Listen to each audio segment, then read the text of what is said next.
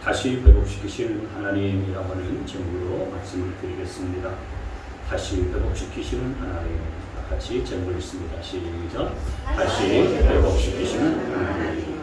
하나님께서 이 엘리야를 다시 회복시켜 주시는데 어떻게 회복시켜 주시나 하는 것을 함께 나누겠습니다. 첫 번째로 하나님께서 엘리야를 회복시켜 주실 때 육체부터 먼저 회복시켜 주셨습니다.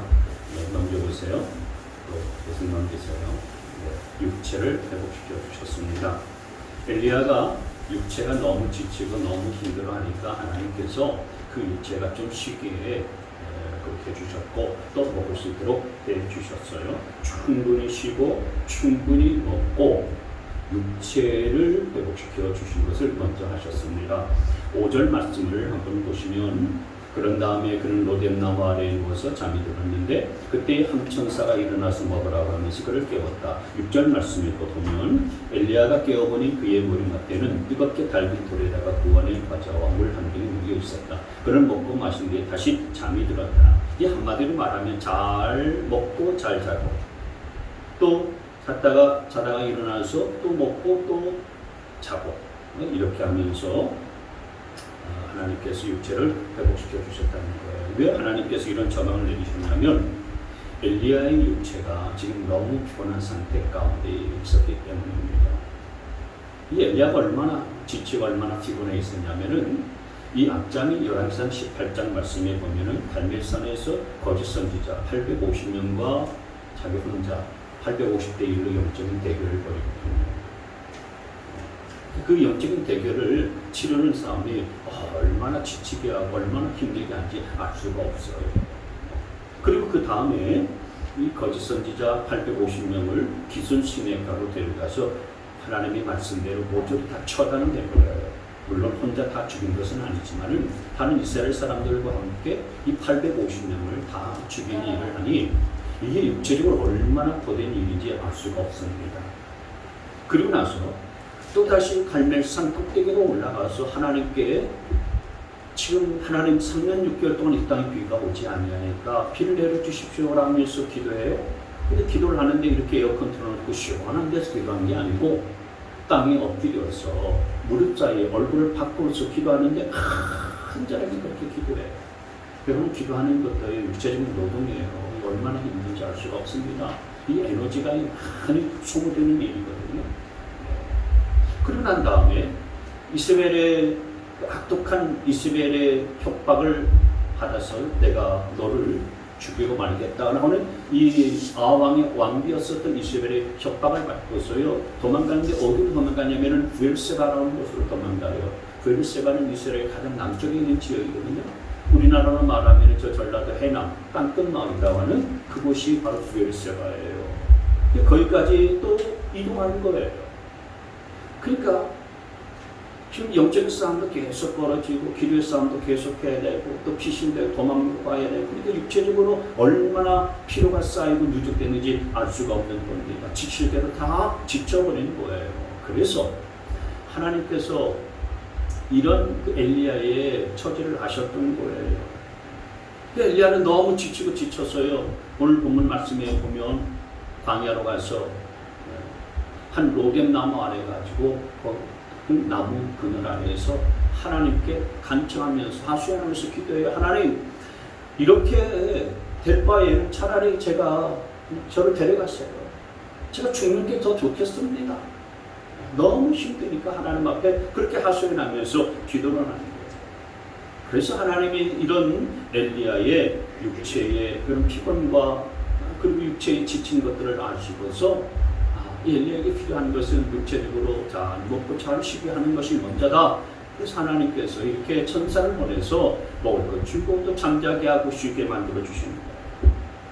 여러분 이 엘리야를 보면 우리가 깨달을 수 있는 게 뭐냐면 사람은 육체적으로 이런 피로가 쌓이게 되어지면은 영적으로 반드시 지치게 되어 있고 침체를 면치 못한다는 사실들을 알 수가 있습니다. 왜냐하면 사람이 육이라고 하는 것은 영과 연결되어 있기 때문에 그래요. 그래서 육체적으로 건강을 잃어버리잖아요. 그러면 영적으로 결코 건강하지 못해요. 그래서 여러분 영적인 건강을 위해서는요. 육체적으로도 건강해야 돼요. 영적으로요. 생기가 돌려면은요. 육체적인 피고, 육체적인 피로 이것들을요 잘 씻어낼 수 있도록 그렇게 노력하는 것들이 굉장히 중요한 겁니다. 우리 예수님께서도 요한복음 21장 말씀에 보면 예수님이 십자가에 달려 돌아가시니까 예수님 부인하고 도망갔었던 그 베드로 있잖아요. 다시 옛날 생활로 돌아가서 갈릴리 바다에서 고기를 닦고 있을 때 부활하신 주님이 그 베드로에게 나타나셔서 그를 배고프켜 주시는데 제일 먼저 뭘부터 하셨냐면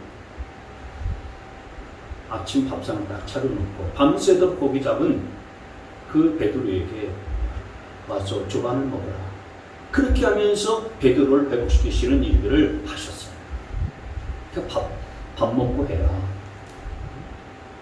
그러니까 밤새도록 고기를 잡으면서 힘들고 피곤해 지친 것을 주님이 다 아셨어요. 그래서 밥을 먹여주셨어요.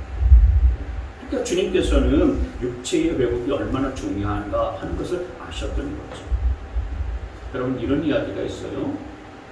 내가 부흥사 강사님부터 들은 이야기인지 이런 얘기가 있습니다. 한 두 분 목사님이 기도원에 올라가셔서 산기도를 하시는데 매주 이제 금요일날 올라가셔서 토요일날 올라갔다 이제 내려오세요.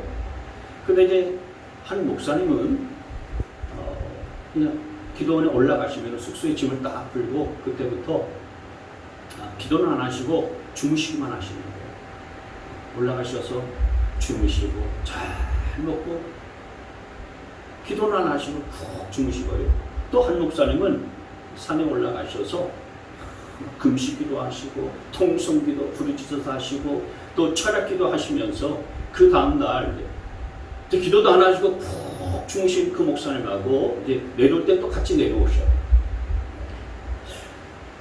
근데 그렇게 하시는데 오늘 기도원 원장님이 궁금했어요.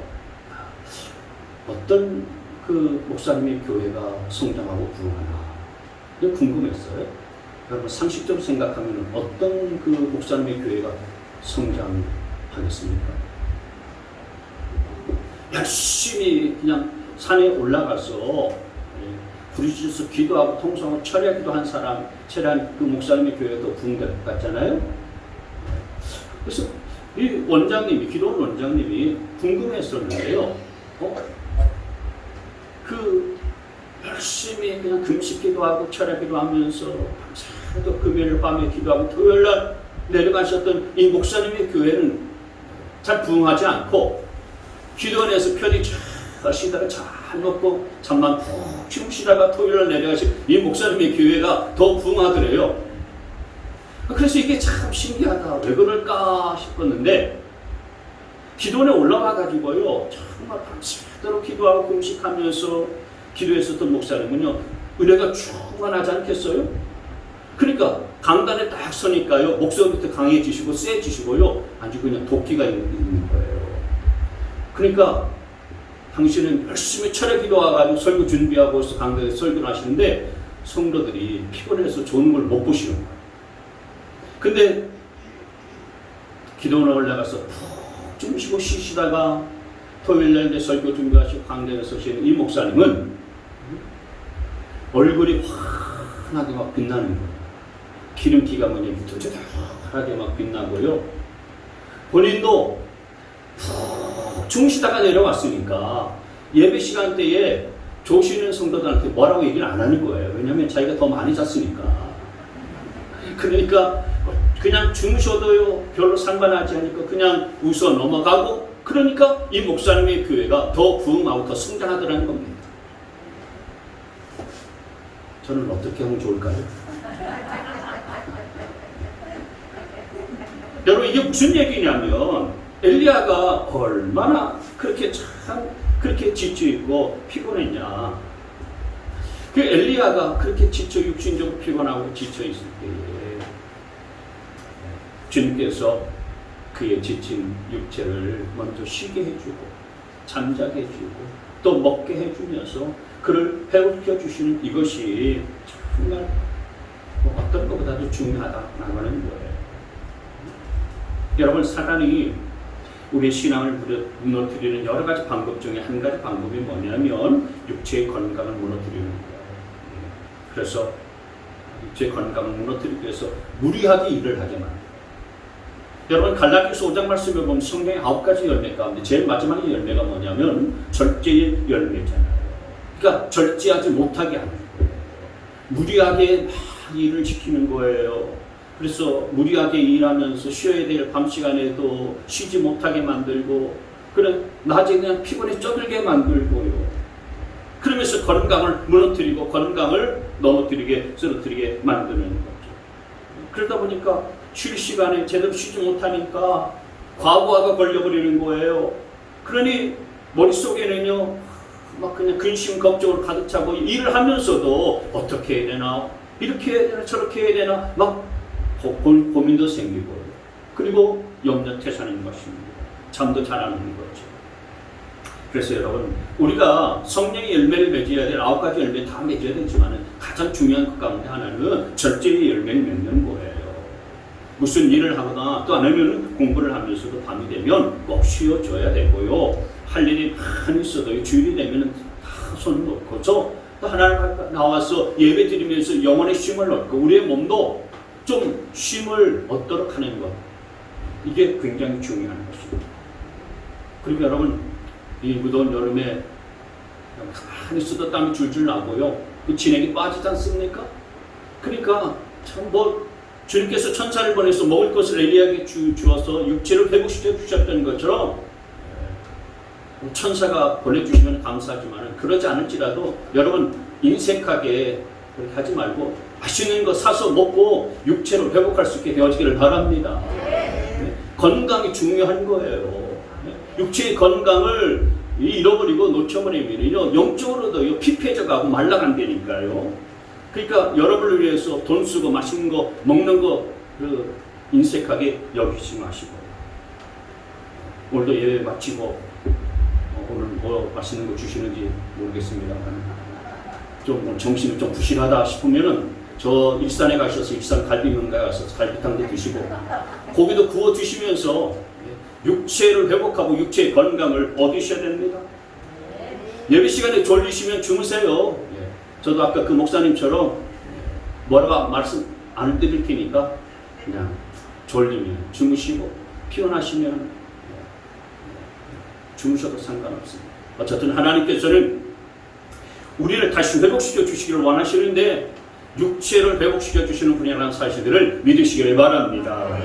두 번째로 하나님께서 이렇게 육체도 회복시켜 주셨을 뿐만 아니라 또 하나, 하나님은 엘리야를 호렙산을 인도해서 거기서 하나님의 말씀을 듣게 해주세요. 하나님의 말씀, 하나님의 음성을 듣게 해주십니다. 11절, 12절 말씀에 보시면은 주님께서 말씀하셨다. 이제 곧 나 주가 지나갈 것이니 너는 나가서 산 위에 주 앞에 서 있어라. 이렇게 말씀하시면서 2절, 12절 말씀해 보세요.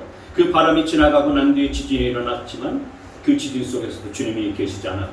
지진 지나가고 난 뒤에 불이 났지만 그 불 속에도 주님께서 계시지 않았다. 그 불이 난 뒤에 부드럽고 조용한 소리가 들렸다 그랬어요. 여기 부드럽고 조용한 소리가 들렸다, 이게 하나님의 소리예요. 하나님의 말씀하시는 음성이에요. 그러니까 엘리야는 지금 여기 부드럽고 조용한 소리가 들렸다라는 얘기는 바꿔서 얘기하면 지금까지 엘리야는 이렇게 지쳐 있으면서 부드럽고 조용한 하나님의 말씀과 하나님의 음성을 듣지 못한 상태였다는 거죠. 하나님의 말씀이, 하나님과의 말씀과의 접속이 끊어져 버린 상태였다는 것을 이야기하고 있는 거예요. 여러분 지금까지 엘리야는 무슨 일을 하든지 어떤 사역을 하든지 간에 항상 하나님의 음성 듣고 하나님의 말씀을 따라서 움직였거든요. 그런데 이 아주 악독한 이세벨 왕비가 자기를 죽이겠다 살인 협박을 하고 나서부터는 하나님의 음성을 따라서 움직인 게 아니고 자기 생각을 따라서 자기 마음대로 움직였어요. 무섭고 두렵고 외롭고 그러니까 하나님의 음성을 들으려고 하지 아니하고 그냥 두려운 마음에 도망가기도 하고요. 그리고 두려운 마음에 광야로 가기도 하고, 그리고 그래서 로뎀 나무 아래에서 하나님 이럴 바는 차라리 저를 데려가세요. 죽는 게 낫겠습니다. 이렇게 지금 하소연하면서 기도하는 거 아닙니까? 여러분 그러니까 기억할 것은 아무리 목사라고 할지라도, 목사의 할아버지라고 할지라도요, 하나님의 말씀이 들리지 않고 하나님의 말씀과의 접속이 끊어지게 되어지면 그때부터 그 영혼은 메말라간다는 사실들을 기억하셔야 됩니다. 말씀이 멀어지면서부터 그 영혼은 점점점 힘을 잃어가고요, 무기력해져가는 거예요. 그러다가 하나님의 말씀이 접속이 되어지고 하나님의 말씀이 들리기 시작하면은 그때부터 영혼은 다시 일어서게 되어지고요, 회복이 되어지거든요. 그래서 하나님께서는 이 엘리야를 호렙산으로 부르셔서 오늘 부드럽고 조용한 음성, 하나님의 말씀을 들려주신 거예요. 따라서 여러분, 다른 것 다 놓칠지라도 하나님의 음성 듣는 것은 놓치지 않게 되어지기를 바랍니다. 하나님의 말씀 듣는 것에 대해서는 여러분이 소홀히 여기지 않게 되어지기를 바랍니다. 근데 여러분, 하나님께서 오늘 엘리야에게 음성을 들려주시는데 그 조용한 음성을 들려주시기 전에 세 가지 벌어진 일들이 있었어요. 첫째가 뭐냐면 11절 말씀해 보시면 넘겨보세요. 크고 강한 바람이 있었다라고 했어요. 근데 크고 강한 바람을 싹 부는데 그 속에 주님이 계신가 싶었더니 주님 계시지 않았어요. 두 번째로 12절 말씀해 보니까 지진이 일어났어요. 그래서 그 지진 속에 주님이 계신가? 이 엘리야가 예의주시하면서 봤는데 지진 속에서도 주님이 계시지 않았어요. 그리고 세 번째 보니까 지진이 지나가고 불이 막 불길이 일어나는데 그 불 속에 하나님이 계신가 싶었는데 거기도 하나님 계신 것이 아니었어요. 세 가지. 크고 강한 바람이 지나갔고 지진이 일어나서 지나갔고 또 큰 불이 일어나서 지나갔는데 그 가운데도 하나님이 계시지 않고 하나님의 음성은 들리지 않았어요. 이 세 가지가 지나가고 난 다음에서야 부드럽고 조용한 하나님의 소리가 있었다라고 성경은 말하고 있어요. 여러분, 왜 하나님께서 이렇게 하신 걸까요? 하나님이 말씀해 주시고 음성을 들려주시려면 처음부터 그냥 부드럽고 조용한 음성 들려주시고 말씀해 주시면 되지 않았겠습니까? 하나님께서 이렇게 하신 이유가 뭘까요? 그건 엘리야 속에 있었던 잘못된 고정관념을 고쳐주시기 위해서 그랬어요. 여러분, 엘리야는 정말 초자연적인 기적을 많이 경험했었던 사람이었거든요. 그래서 엘리야의 고정관념 속에서는 하나님은 초자연적인 기적 속에서 내게 말씀하시고 일하시는 분이시다라고만 그렇게 생각해 왔었던 거예요. 실제로 이 엘리야는 초자연적인 기적과 능력을 많이 경험했었던 선지자 아닙니까? 처음에 그리 시내가에 갔을 때 까마귀가 먹을 것을 고기와 물을 날라다줬잖아요. 하나님이 그리 시내가로 가라 이렇게 말씀하셔서 그렇게 갔더니 정말 그 까마귀가요 까 날라오면서 자기에게 그 메마른 시절에 가뭄과 기근이 든 그 시절에 물도 갖다 주고 먹을 것도 갖다 주면서 살았던 거예요. 그리고 또 그 그리 시내가가 이제 말라가니까 하나님께서 너 저 사르밧 여인에게 가서 먹을 것을 구해라. 그거 줄 것이다. 그래서 정말 사르밧 여인에게 갔더니 그 사르밧 여인에게 하나님께서 은혜를 베풀어 주고 복을 주셔서 그 가문 가운데도요 기름이 떨어지지 않고 병에 기름과 가루가 떨어지지 않는 역사를 보게 되지 않았습니까? 그리고 갈멜산에 말씀드렸었던 것처럼 거짓 선지자 850인과 영적 대결할 때에 자기가 하나님 앞에 기도하니까 하늘에서 불이 떨어져가지고요 제단에 재물 다 태우고요 도랑에 있는 물까지 다 핥아버리는 이런 기적도 경험했었던 거예요. 그리고 갈멜산에서도 다시 기도했을 때 하나님이 3년 6개월 동안 이스라엘 땅에 비가 오지 않았을 때에 비가 쏟아지게 하는 이 기적도 경험했었던 사람이었거든요. 그러니까 엘리야의 고정관념 속에서는 하나님은 이런 초자연적인 그 기적과 능력 속에 역사 속에서 하나님이 일하시는 분이구나 이렇게 생각을 해왔었기 때문에 하나님이 일부러 초자연적인 역사들을 다 지나가게 하고 여기 크고 강한 바람도 다 지나가게 하고 갑자기 지진이 일어나는 것도 다 지나가게 하고 또 불이 일어나는 것들도 다 지나가게 하고 난 다음에 하나님이 세게 말씀하신 것도 아니고 아주 조용하고 부드러운 소리로 말씀을 해주셨다. 그러니까 엘리야가 저 크고 강한 그런 바람 속에 하나님이 계신가? 또 저렇게 지진이 일어나는 속에 하나님이 또 나타나셔서 말씀하시나? 또 저 불길 가운데서 하나님이 계셔서 내게 말씀하시려나? 고정관념 속에서는 자기가 그렇게 생각해 왔는데 하나님이 그런 하나님이 아니라는 사실들을 일부러 보여주시는 거예요. 그러니 여러분, 하나님은 초자연적인 기적 속에서만 역사하시는 하나님이 아니시고 평범한 일상의 삶 속에서도 일하시고 역사하시는 분이라는 사실들을 믿으시기를 바랍니다. 여러분, 우리가 여름이면 예전에는 여러분 성경학교도 하고 수련회도 하고 부흥회도 하고 특별 집회도 가졌어요. 근데 요즘은 그런 것들이 점점 사라져가는 시대지만은 그런 물론 특별한 부흥회를 하고 집회도 하고 수련회도 하고 특별 기도회도 하고 하면서 우리가 하나님도 만나고 하나님의 말씀도 듣고 하나님의 역사도 경험하지만은 보다 더 중요한 것은 평범하고 일상의 삶 가운데서도 하나님이 역사하신다는 사실들을 믿으시기를 바랍니다. 여러분 이렇게 매주마다 우리가 반복해서 주일마다 드리는 평범한 예배 속에서도 하나님이 역사하시고 하나님이 일하신다는 사실들 믿으시기를 바라요. 여러분 우리가 중보 기도하고 새벽 기도하고 수요 기도할 때에도 평범하게 그렇게 기도하지만 그 속에도 하나님이 일하시고 역사하신다는 사실들을 믿으시기를 바랍니다. 그래서 여러분 평범함 속에서 역사하신 하나님 우리가 간과하거나 놓쳐서는 안 된다는 거예요. 늘 주일마다 반복되어지는 예배 그리고 늘 우리가 반복하는 새벽 기도회 이런 것을 통해서도 하나님이 그 안에서 임재하셔서 역사하신다는 사실들을 우리가 기억하고 또 내 일상의 삶의 작은 일 하나하나 사건 가운데서도 하나님은 나를 향해서 갖고 계신 계획이 있고 뜻이 있으시기 때문에 반드시 일하시고 역사하셔서 우리 가운데에 귀하고 조용하고 부드러운 음성을 들려주시는 분이라 하는 사실을 믿고 여러분 일상을 통해서 하나님의 역사를 체험하고 경험하면서 여러분의 영혼이 회복되어지는 역사 은혜의 경험게 되시길 주의 이름으로 축원합니다. 마지막 세 번째는 또 하나 하나님의 처방은 뭐냐면 엘리야에게 새로운 사명을 주셨다라는 거예요. 새로운 사명을 주셔서 이 엘리야를 회복시켜 주셨다라는 겁니다. 15절 말씀을 보시면 주님께서 엘리야에게 말씀하셨는데 너는 돌이켜 광야 길로 해서 다마스커스로 가거라. 거기에 이르거든 하사엘에게 기름을 부어서 시리아의 왕으로 세우고 16절 또 님시 아들 예후에게 기름을 부어서 이스라엘 왕으로 세워라. 그리고 아벤무올라 출신인 사바스의 아들 엘리사에게 기름을 부어서 내 뒤를 이을 예언자로 세워라. 여기 붉은 표시로 되어져 있는 이 세 군데 시리아의 왕으로 세워라, 이스라엘의 왕으로 세워라, 예언자로 세워라. 이 세 가지 공통점 하나님께서 엘리야에게 말씀해 주신 이 세 가지 공통점 뭐냐면 사람을 세워라라는 거예요. 사람을 세워라는 사명을 맡겨 주셨다라는 겁니다. 여러분 우리가 살아가면서 침체되어지고 지치는 이유 중에 하나가 뭐냐면 삶의 의미와 목표를 잃어버리기 때문에 그래요.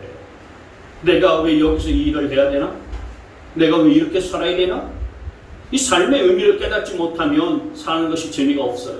즐겁지가 않아요. 그리고 무기력해져요. 내가 왜 도대체 이런 일들을 반복해서 해야 되나? 그래서 삶의 의미가 정말 아무런 의미가 없어질 때가 있어요. 이게 왜 그러냐면 내 삶의 목표와 사명을 놓쳐버리고 잃어버리기 때문에 생겨나는 현상이에요. 여러분 엘리야에게는 지금까지 분명한 사명이 있었어요. 그 사명이 뭐냐면 크게 두 가지였어요. 하나는 우상 숭배자들과 그들의 죄악들을 제거하는 것이었어요. 그리고 두 번째는 제단을 쌓고 예배를 다시 회복시키는 일들이었고 그리고 그 땅에 비가 다시 내리도록 하는 것이 이 엘리야에게 주어진 큰 사명이었어요. 근데 이 사명이 분명할 때는 그가 흔들리지 않았어요. 이 사명이 명확할 때는 그 사명 안에서 달려갈 때는요 지치지 않았어요. 근데 이 사명을 다 완수하고 난 다음에 이 문제였어요. 우상 숭배자들도 다 물리쳤잖아요. 그리고 하늘에서 기도했더니 하나님께서 비도 내려주셨어요. 그 사명이 다 끝나고 사명이 다 완수됐다라고 여겨지니까 마음속에 좀 느슨한 그런 마음들이 들었었던 거죠. 그래서 영적으로 침체되어지고 그 이스라엘 그 왕비의 공갈 협박에 못 이겨서요 스스로 무너지고 말았었던 거예요. 그래서 이런 엘리야를 하나님께서 다시 일으켜주시고 회복시켜 주시는데 어떻게 하시냐면 그에게 사명을 다시 부여하심으로 그를 회복시켜 주셨던 거예요. 너 그동안 사명 완수하느라고 힘들었고 피곤하고 지쳤었지. 그러다가 삶의 의미와 목표도 잃어버리고 내가 네게 준 사명도 또 잊어버렸었지. 이제 다시 새로운 사명을 내게 부여하마. 너 사람들을 세워라. 시리아 왕도 세우고 이스라엘 왕도 세우고 그리고 내 다음에 후계자도 세워. 이게 네 사명이야. 그러면서 엘리야를 다시 일으켜 주셨어요. 여러분 저와 여러분도 마찬가지예요. 우리가 영적으로 침체했을 때 나타나는 증상들을 가만히 보면 인생에 뚜렷한 목표가 없다는 거예요. 영적으로 내가 침체할 때 보면 삶에 뚜렷한 목표가 없어요. 그리고 삶의 의미를 찾지 못하는 거예요. 내가 지금 하고 있는 일에 의미를 못 찾고 있는 거예요. 이게 얼마나 가치 있는 일인지, 이게 얼마나 의미 있는 일인지 그걸 찾지 못하니까 헤매이는 것이고요. 영적으로 침체하는 거죠. 그러니까 사명을 잃어버리게 되고 살아가는 삶에 재미가 없고요. 무의미해지고 무기력에 빠지게 되어지는 겁니다. 근데 저와 여러분이 정말 하나님 앞에 나가서 하나님의 은혜를 다시 경험하고 또 기도하면서 하나님이 부어주신 놀라운 은혜를 체험하게 될 때에 하나님께서는 내 삶의 의미를 다시 새롭게 깨닫게 해주세요. 그래서 여러분, 저와 여러분들이 영적으로 침체해 있고요. 우리 삶의 의미가 뭔가 난 모르겠다 싶을 때는요, 하나님 앞에 나가서 기도하고 엎드릴 수 있게 되어지기를 바랍니다. 하나님이 저와 여러분의 삶의 의미를 다시 되찾게 해주시고 그리고 우리의 삶이 무엇인지를 깨닫게 만들어 주실 줄 믿습니다. 그래서 이게 지금까지는 무의미하게 보여졌었는데 의미 있게 여겨지게 되어지고요. 정말 이 일이 소중한 일이구나. 그리고 이 일 가운데 하나님이 내게 주시는 참된 의미가 이렇게 있구나 하는 것들을 깨달아지게 되어지면서 다시 사명으로 새로워지고요. 새로운 삶의 활기를 얻을 수가 있게 되어지고 내가 열심히 살아가는 이유를 발견하게 되어지는 거예요. 저는 여러분들에게 이 같은 은혜가 임할 수 있게 되어지기를 바랍니다.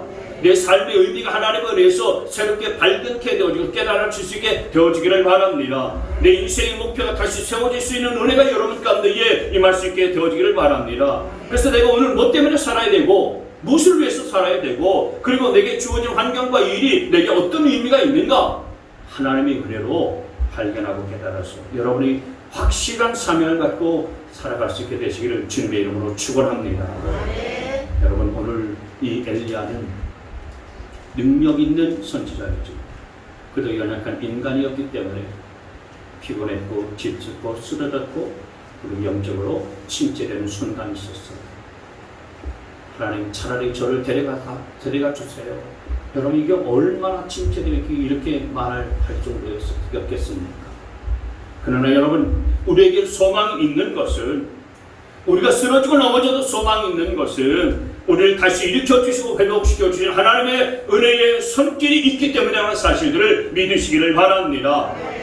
여러분 가운데 혹시 내가 신앙적으로 침체되어 있다든지 혹시는 내가 인생의 의미를 찾지 못해서 쓰러지고 방황해 있고 헤매고 있는 분들이 있다면 오늘 하나님께서 우리를 다시 일으켜주시고 회복시켜주신 은혜의 손길이 있음을 믿고 그 하나님의 은혜의 손길을 힘입어서 여러분 회복의 길들로 나아가 승리하는 삶을 살아갈 수 있게 되시기를 주님의 이름으로 축복합니다. 아멘.